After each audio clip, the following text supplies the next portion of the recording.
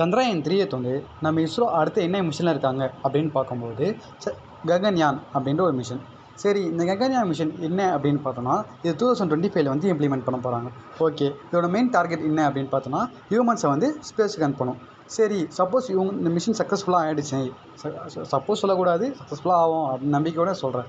சரி, ஆகிடுச்சு அப்படின்னு பார்த்தோம்னா, யுஎஸ்ஏ, ரஷ்யா, சைனா இந்த 3 கண்ட்ரீஸ்க்கு அடுத்து 4th கண்ட்ரியாக நம்ம இந்தியா வந்து இருக்கோம். சரி, இதுக்கான ட்ரைனிங் என்னென்னலாம் போகுது அப்படின்னு பார்த்தோன்னா, ரஷ்யாவில் வந்து இந்த ஹியூமன்ஸ் நம்ம வந்து 3 மெம்பர்ஸ் வந்து ஸ்பேஸ் ஷிப்பில் ரெடி பண்ணி அனுப்ப போகிறோம். ஓகேவா? இது எல்லாமே எப்படி கேட்டோன்னா, எந்த ஹெல்ப்புமே வந்து மற்ற கண்ட்ரீஸில் கேட்காம எல்லாமே டொமஸ்டிகேட்டடாக வந்து ரெடி பண்ணுறது தான் இந்த மிஷனோட மெயின் டார்கெட்டு.